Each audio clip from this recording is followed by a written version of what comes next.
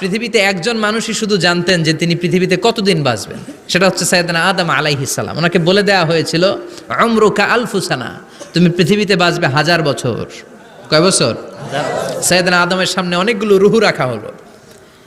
সাইয়েদনা আদম বললেন, এরা কারা? আল্লাহ বললেন, এরা হচ্ছে নাসালুক, তোমার বংশধর, পৃথিবীতে তোমার পর এরা পৃথিবীতে আসবে। সাইয়েদনা আদম বললেন, আল্লাহ ওই যে একটা রুহু দেখা যায়, এটার নাম কি?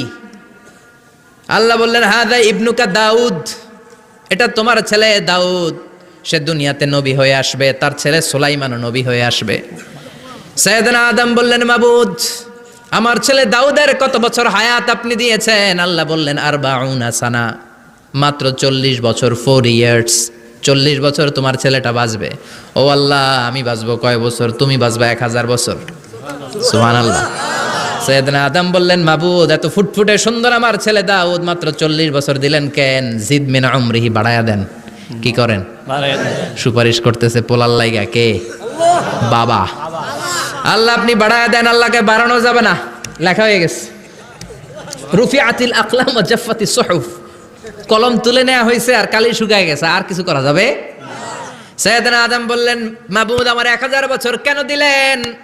আমার এই সুন্দর ফুটফুটে ছেলেটারে মাত্র শুধুমাত্র 40 বছর কেন দিলেন? ও মাবুদ, আমার 1000 বছরের দরকার নাই, আমার 1000 বছর থেকে 60 বছর আমি আমার ছেলেরে দিয়ে দিলাম। দাউদ আলাইহিস সালাম বাঁচবে 40 বছর, তো বাপ আদম যদি আরো 60 দেয়, 40 আর 60 মিলে কত হয়? 100। ভালো হিসাব বোঝায় না, 100। আর আদম আলাইহিস সালাম পেয়েছিলেন 1000 বছর, 60 কমে গেলে রইল কত? 940 বছর পৃথিবীতে থাকার পরে মালাকুল মাউত চলে এসেছে। কারণ এটা on time, the death will come on time, it never late, কখনো দেরি হয় না। আল্লাহ বললেন, লিকুল্লি উম্মাতিন আজালুন ফাইযা জাআ আজালুহুম লা ইস্তাখিরুনা সাআতান ওয়া লা ইস্তাকদিমুন।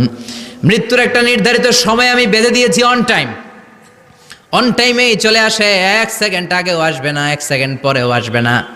940 বছর বয়সে মালাকুল মাউত এসে হাজির, এসে বলল, জিইতু আন আকবাদা রূহাক, রূহ কবজ করতে আসছি। আদম আলাইহিস সালাম বললেন, রূহ কবজ করতে আসছো মানে? আমি বাঁচবো তো 1000 বছর। কয় বছর? মালাকুল মাউত বললেন, না না, ওই যে আগের কথা স্মরণ করেন, আপনি 60 বছর দিয়ে দিয়েছিলেন। কয় না, আমি দেই নাই, আমি আরো বাঁচুম, আরো 60 বছর পাওনা আছি, আমি দেই নাই। মালাকুল মাউত বললেন, আপনি দিয়েছেন? আদম বলে, দেই নাই। মালাকুল মাউত বলে, আল্লাহ ঘটনা দেখেন, দিয়া কয় দেই নাই। আল্লাহ কয়, থাক, কথা কইস না, আয়া পর। সুবহানাল্লাহ পড়েন। নাসিয়া আদম ফানাসিয়া বানু, ভুলে গেছেন উনি, আমরা ভুলে যাই, আমরা খেয়ে বলছি খাই নাই,